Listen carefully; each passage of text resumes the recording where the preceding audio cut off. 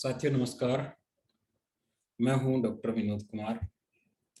साथियों, हम पीछे के जो 2-3 वीडियोस हैं उसमें हमने बात करी थी ट्रांजिशन काउ मैनेजमेंट के बारे में, कि ब्यांत के आसपास में जो दुधारू पशु हैं उनके शरीर में क्या क्या बदलाव आते हैं और जो पशु का राशन है उसका कितनी इम्पोर्टेंस है, उस राशन की कैसा राशन होना चाहिए।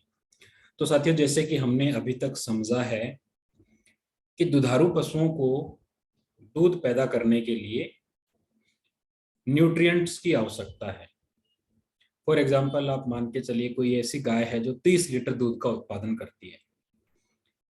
4% फैट के हिसाब से वो गाय 30 किलो दूध में 1200 ग्राम फैट अपने शरीर से बाहर निकालेगी।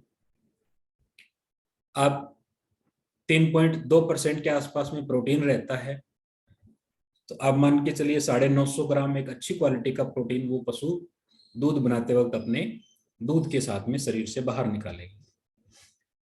और करीब करीब 1 किलो से ज्यादा जो लैक्टोज है वो भी पशु दूध के माध्यम से शरीर से बाहर निकालेगा। तो साथियों, दूध बनाने के लिए जो न्यूट्रिएंट्स हैं वो पशु को खुराक से मिलेंगे, और दूध बनाते वक्त जब पशु खुराक खाता है उसका जो ड्राई मैटर इंटेक है वो नॉर्मल पशु की तुलना में कहीं ज्यादा है। 2 से 3 गुना ज्यादा मेंटेनेंस राशन का पशु दूध बनाते वक्त खुराक को उठाता है, खुराक ड्राई मैटर इंटेक उसका बढ़ जाता है। अब बढ़ी हुई डाइट को सबसे पहले डाइजेशन पचाने का काम करेगा र्यूमन। पशु का पहला पेट होता है, उसको हम र्यूमन के नाम से जानते हैं। र्यूमन के बाद में सारे metabolites, nutrients, fat, glucose liver में प्रोसेस होंगे, प्रोटीन दोबारा से बनेगा। खून के माध्यम से ये न्यूट्रिएंट्स लेवे में जाएंगे। पशु का जो अडर है उसमें दूध से जो खून है वहां से जो दूध बनने के लिए जरूरी प्रोसेस है लैक्टोजिनेसिस की प्रोसेस, वो वहां पे होगी।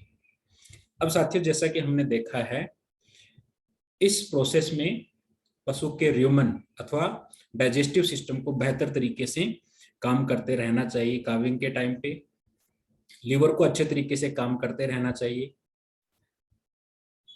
अडर में किसी भी प्रकार की प्रॉब्लम नहीं होनी चाहिए।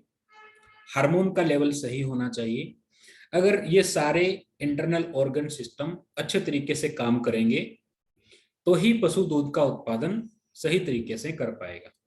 तो इसके लिए हमने क्या देखा था, पशु के ब्यान से पहले हार्मोन, लीवर, र्यूमन और अडर, ये ऑर्गन्स सही तरीके से दूध बनाने के लिए अडेप्ट होने चाहिए। इनके इन ऑर्गन्स को पर्याप्त मात्रा में तैयार रहना चाहिए दूध बनाते वक्त। जितना भी स्ट्रेस और जो भी इनको काम करना है उसके लिए इन ऑर्गन्स को तैयार रहना चाहिए। अब साथियों, इसके लिए हमें पशु की जो खुराक है ब्यान से पहले वो स्पेशल तरीके की खुराक, अच्छी खुराक पशु को देना चाहिए। इसी टॉपिक पे आज हम बात करने वाले हैं कि डाइट कैसी होनी चाहिए ताकि जितने भी इंटरनल ऑर्गन सिस्टम है वो दूध के उत्पादन के लिए अडेप्ट हो जाए। तो साथियों, सबसे पहले हमें क्या ध्यान रखना है, पशु के ब्यान से पहले जो खुराक है, जो राशन है, उसमें सारे न्यूट्रिएंट्स जरूरी हैं। अकेला कैल्शियम, अकेला प्रोटीन या कार्बोहाइड्रेट से काम नहीं चलेगा।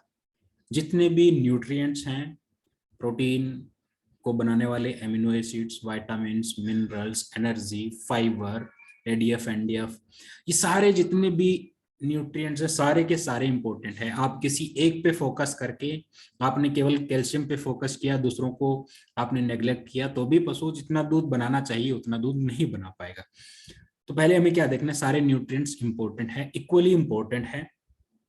ब्यान से पहले जो पशु की खुराक है उसमें एनर्जी का मेटाबॉलिज्म भी सही होना चाहिए ताकि रूमन सही तरीके से अडेप्ट हो जाए, काम करना शुरू कर दे। डाइट्री कैल्शियम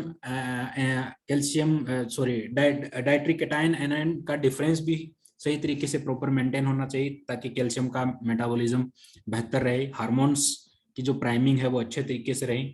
मैग्नीशियम, फास्फोरस, जो दूसरे मैक्रो मिनरल्स हैं वो भी सही मात्रा में पशु की खुराक में होने चाहिए। इसके साथ साथ में विटामिन और ट्रेस मिनरल्स भी पर्याप्त मात्रा में पशु को हमें डाइट से, राशन से उपलब्ध करवाने चाहिए, ताकि इम्यून सिस्टम पशु का अच्छा रहे।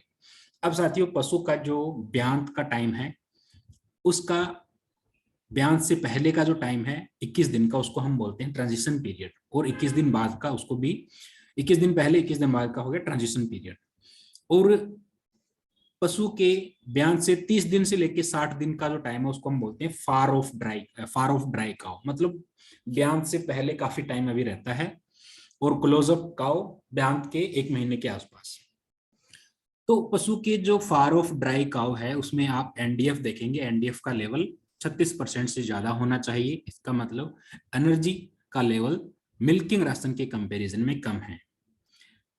ट्रांजिशन के टाइम में भी 36% से ज्यादा एनडीएफ का लेवल होना चाहिए डाइट में। और जो फ्रेश एनिमल है काविंग के बाद में, ब्यांत के बाद में, उसका एनडीएफ का लेवल होना चाहिए 32%। साथियों, एनडीएफ फाइबर का एक पार्ट है।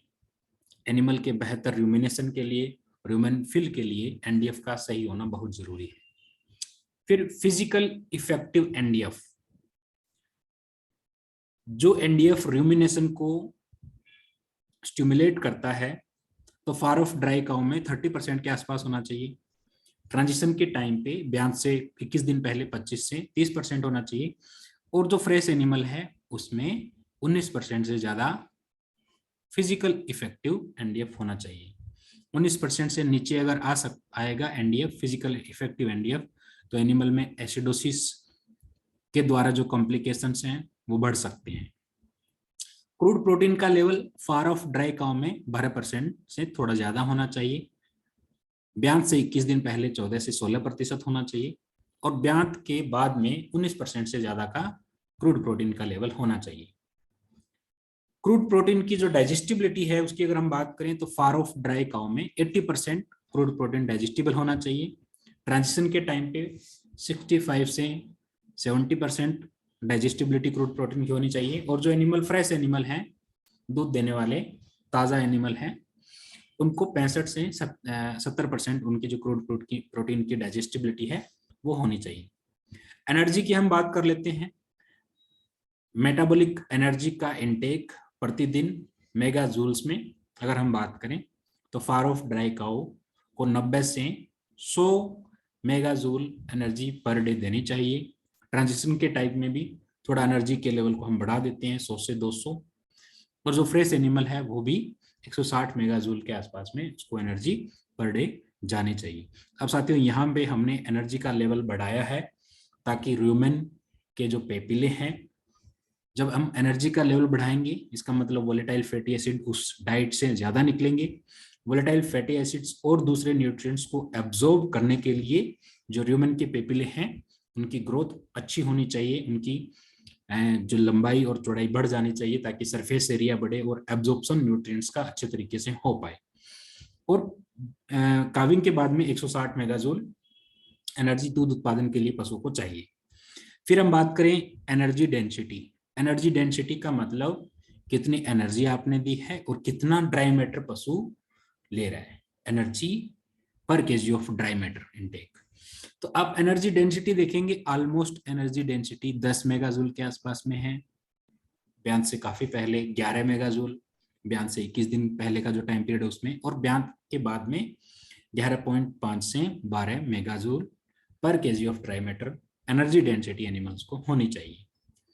स्टार्च का आप लेवल देखेंगे, स्टार्च एनर्जी के लिए जो जरूरी एक सबस्ट्रेट का काम करता है। 18% तक फार ऑफ ड्राई एनिमल में 18 से 22 ट्रांजिशन से पहले का टाइम है, और जो फ्रेश एनिमल है 22 से 24 स्टार्च का लेवल होना चाहिए।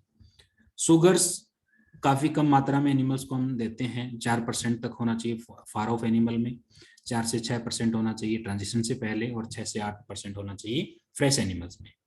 फैट का लेवल ट्रांजिशन से पहले हम कम रखेंगे, 3% तक हमें रखना चाहिए डाइट में, फिर 4 से 5% ट्रांजिशन के टाइम पे, और उसी को हम कंटिन्यू करेंगे।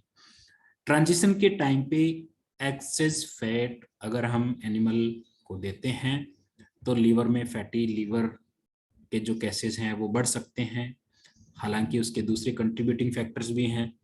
तो फैट का लेवल हमें एनिमल की बॉडी कंडीशन स्कोर को ध्यान में रखते हुए डाइट में जो एडजस्ट है उसको करना चाहिए। कैल्शियम का लेवल आप देखेंगे, बयान से पहले कैल्शियम का लेवल 0.4% ड्राई मैटर के हिसाब से होना चाहिए, और बयान के बाद में 0.8 से 1% कैल्शियम हम एनिमल को देते हैं। ये जो कैल्शियम हम देंगे ये डीकेड नेगेटिव की फॉर्म में देंगे। कैल्शियम नेगेटिव फॉर्म का मतलब पॉजिटिव चार्ज के आयंस कम रहेंगे, नेगेटिव चार्ज के आयंस ज्यादा रहेंगे, तो नेट मिनरल्स का जो चार्ज है पशु की डाइट में वो नेगेटिव रहेगा, ताकि डीकेड के कंसेप्ट से जो हार्मोन है कैल्शियम के लेवल को बढ़ाने वाले जैसे कि पीटीएच, उनका लेवल अच्छा रहे, हार्मोनल प्राइमिंग अच्छी रहे और कैल्शियम का मेटाबॉलिज्म बेहतर रहे। बयान से पहले आपको एक्स्ट्रा कैल्शियम या मीठा सोडा या फिर जो लेग्यूम ग्रास है जैसे कि अल्फाल्फा या ल्यूसर्न या बरसीम, बयान से पहले एनिमल को हमें नहीं देना चाहिए, क्योंकि जो डीकेड का कंसेप्ट है इससे बिगड़ जाता है। तो आपने कैल्शियम का लेवल समझा, फास्फोरस का लेवल भी क्रिटिकल है 0.25%, और लैक्टेटिंग एनिमल जो फ्रेश एनिमल है 0.4% ड्राई मैटर के हिसाब से हम देंगे। मैग्नीशियम का लेवल ऑलमोस्ट हम कांस्टेंट रखेंगे। अब डीसीएडी डाइटरी कैटायन एनायन डिफरेंस है, वो आपको ब्याज से पहले नेगेटिव रखना है। -150 आप मिली इक्विवेलेंट पर केजी नेगेटिव डीकेड रहना चाहिए ब्याज से पहले। ब्याज के बाद में 250 पॉजिटिव प्लस में डीकेड रहना चाहिए।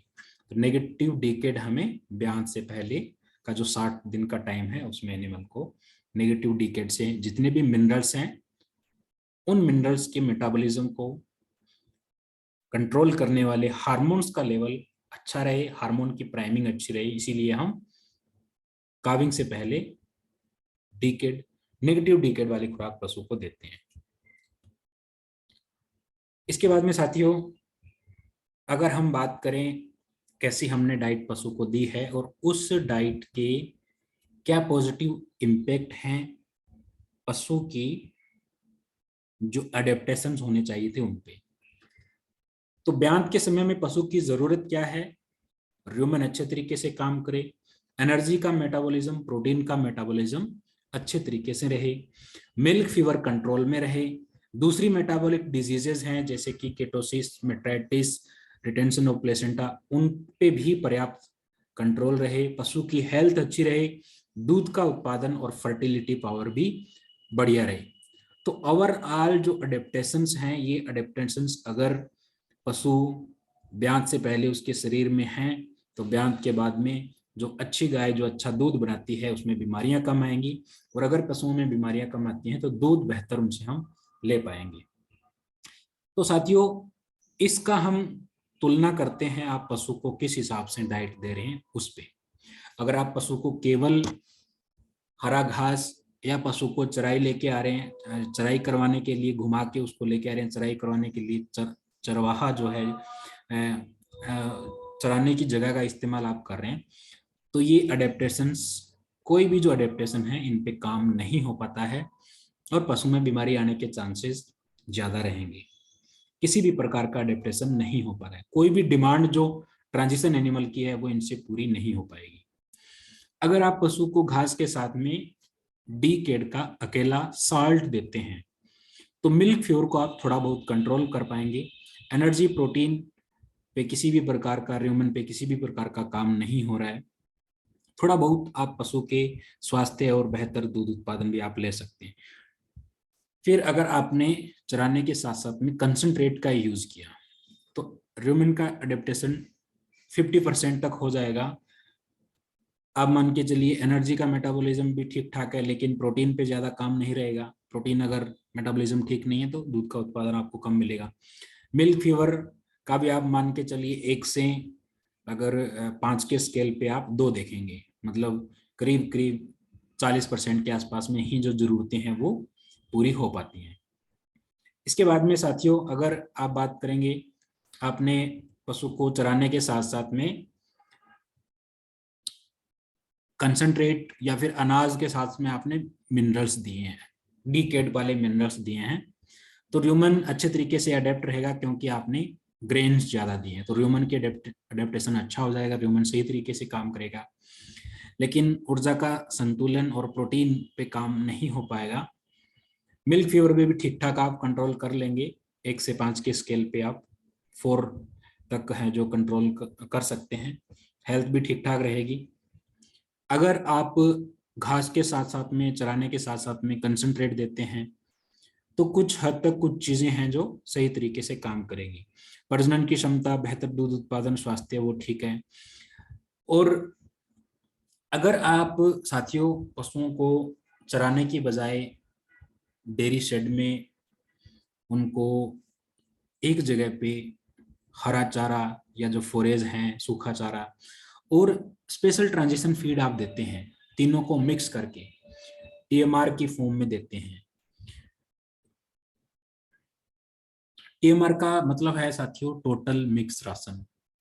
आजकल के मॉडर्न डेयरी फार्मिंग में जो दूध का उत्पादन बढ़ पाया है उसका एक कारण है टीएमआर के रूप में पशु को राशन देना।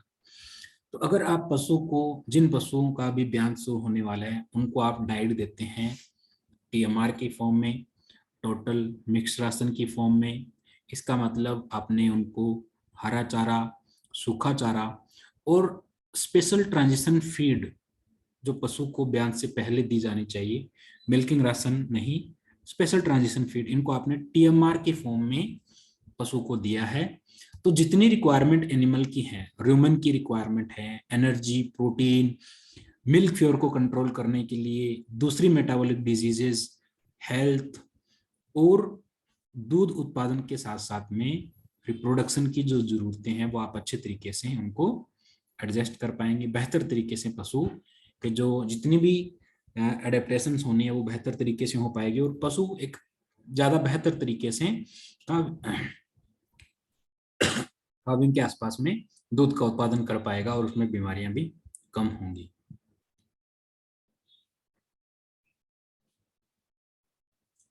तो साथियों हमने इस टेबल से ये देखा है कि अगर आप अकेला डीकेड युक्त पाउडर देते हैं या फिर केवल अनाज देते हैं तो पशु की जो जरूरतें हैं वो पूरी नहीं हो पाती हैं। हमें सारे न्यूट्रिएंट्स पे फोकस करना है, energy, protein, rumen, liver, milk fever, दूसरी मेटाबॉलिक डिजीज, उन सब को सही तरीके से कंट्रोल करने के लिए पशु काविंग के टाइम पे बेहतर तरीके से उसका जो फिजियोलॉजी है वो अडेप्टेड रहे। इसके लिए आपको सारे न्यूट्रिएंट को फोकस करके टीएमआर के फॉर्म में आप स्पेशल डाइट देते हैं तो पशु का दूध का उत्पादन भी अच्छा रहेगा, बीमारियां भी कम कम उसमें आएंगी।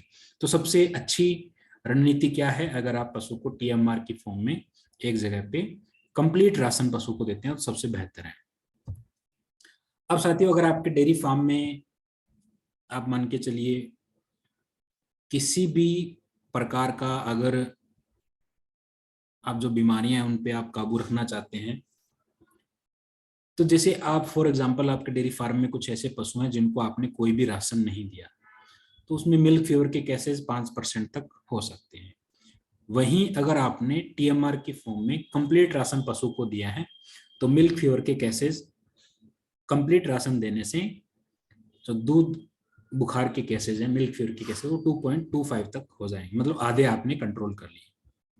सब क्लिनिकल मिल्क फीवर के केसेस आपने 40%, अगर आप कोई भी फीड नहीं देते हैं तो हो सकते हैं, अच्छी फीड आपने दी 10% तक ही वो जो सब क्लिनिकल के केसेस हैं वो आपको डेयरी फार्म पे देखने को मिलेंगे, वो भी आपने 30% से कम कर लिए। कीटोसिस की समस्या को भी आप आधा कर सकते हैं अगर आप अच्छी एक खुराक देते हैं पशु को। सब क्लिनिकल कीटोसिस के केसेस को भी आप आधा कम कर सकते हैं अपने डेयरी फार्म पे। जेर नहीं गिरने की समस्या को भी आप 10% से 5% तक लेके आ सकते हैं। लेमनेस के केसेस को भी आप 10% से 5% तक लेके आ सकते हैं। और लेफ्ट डिस्प्लेसमेंट ऑफ एबोमेजम है उसको भी आप काफी कम कर सकते हैं अगर आप एक बेहतर तरीके से बनी हुई खुराक देते हैं तो साथियों ये बीमारियों को कंट्रोल करने के लिए आपको ट्रांजिशन पीरियड में इन्हीं कारणों को ध्यान में रखते हुए एक जो स्पेशल तरीके की डाइट है वो पशुओं को हमें देनी चाहिए। अब हम साथियों बात कर लेते हैं, अगर आपका डेयरी फार्म है तो वहां पे सबसे ज्यादा बीमारी आती है ट्रांजिशन के टाइम पे। अगर दूध बुखार मिल्क फीवर के केसेस 1% तक हैं तो वो नॉर्मल है। 100 में से एक पशु बीमार पड़ रहा है तो दिक्कत, घबराने वाली समस्या नहीं है, क्योंकि उम्र और दूसरे फैक्टर भी हैं जिनसे मिल्क फीवर पशुओं के अंदर ज्यादा आता है। अगर कोई ऐसा पशु है जिसकी उम्र 8 साल से ज्यादा है तो उन पशुओं में आपको 2% तक भी मिल्क फीवर के केसेस देखने को मिलेंगे। अगर आपके डेयरी फार्म पे 100 में से 3 पशु बीमार पड़ते हैं, इससे ज्यादा पशु अगर बीमार पड़ रहे हैं, 100 पशु हैं दूध वाले, 3 पशु बीमार पड़ रहे हैं, तो मिल्क फीवर को कंट्रोल करने के लिए आपको जो डेयरी कंसल्टेंट है उनसे सलाह लेनी चाहिए। 3% से ज्यादा केसेस हैं, इसका मतलब आपका जो ट्रांजिशन डाइट है पशुओं के लिए वो प्रॉपर नहीं है। कीटोसिस, क्लिनिकल कीटोसिस की समस्या 1% से कम होनी चाहिए। अगर 2% से ज्यादा है तो आपको तुरंत जो ट्रांजिशन एनिमल की डाइट है, राशन है, उसको एडजस्ट करने की जरूरत है। एबोमेजल डिस्प्लेसमेंट अगर 2% केसेज हैं तो वो एबनॉर्मल है, आपको तुरंत डाइट को एडजस्ट करना चाहिए। क्लिनिकल मेस्टाइटिस के केसेस 5% से अगर कम है पहले 30 दिनों में, तो इसका मतलब आपकी डाइट ठीक ठाक काम कर रही है। अगर 5% से ज्यादा केसेस हैं पहले 30 दिनों में, पशु के ब्यान के पहले 30 दिनों में, 100 में से 5 पशुओं से ज्यादा क्लिनिकल मेस्टाइटिस के केसेस आपको देखने को मिल रहे हैं, इसका मतलब आपको डाइट को रीएडजस्ट करने की जरूरत है। लेमनेस की समस्या आप देखेंगे 1 से 5 लेमनेस को स्कोरिंग करने के लिए कार्ड रहता है। अगर 2% से कम है तो इसका मतलब वो सही है। अगर 100 में से 4 पशुओं से ज्यादा लेमनेस की समस्या आ रही है, इसका मतलब आपको डाइट को एडजस्ट करने की जरूरत है। सब क्लिनिकल जो एसिडोसिस है उनके केसेस को आपको कम करने की जरूरत है। हाइपोमैग्नीशियम, मैग्नीशियम की कमी से बीमारी 0% होनी चाहिए। ये बीमारी बिल्कुल आप कंट्रोल कर सकते हैं। अगर 100 में से एक भी पशु को दिक्कत आती है तो आपको डाइट को दोबारा से रीबैलेंस करना चाहिए। सही टाइम पे जेर नहीं गिरने की समस्या 4% से कम अपने डेयरी फार्म पे रहनी चाहिए। 6% से ज्यादा केसेस हैं, 100 में से 6 पशुओं में अगर जेर नहीं गिरने की समस्या आ रही है तो आपको तुरंत डाइट को एडजस्ट करना चाहिए, आपको कंसल्टेंट से बात करनी चाहिए। फिर मेट्राइटिस के केसेस अगर 3% से कम है तो ये एकदम आपके डेयरी फार्म के लिए ठीक है। अगर 10% से ज्यादा है तो आपको तुरंत जो ट्रांजिशन डाइट है उस पर दोबारा से रीफोकस करते हुए उसको रीबैलेंस करना चाहिए। एसिडोसिस के केसेस 0% होने चाहिए, क्योंकि साथियों क्लिनिकल एसिडोसिस से पशुओं में कैल्शियम का मेटाबॉलिज्म बिगड़ जाता है, लेमनेस की समस्या ज्यादा आती है, मेस्टाइटिस की समस्या ज्यादा आती है। तो क्लिनिकल एसिडोसिस पशु के र्यूमन की जो बीमारी है ये 0% होनी चाहिए। 1% से ज्यादा है तो आपको डाइट को रीबैलेंस करने की आवश्यकता है। तो साथियों ये टारगेट्स हैं।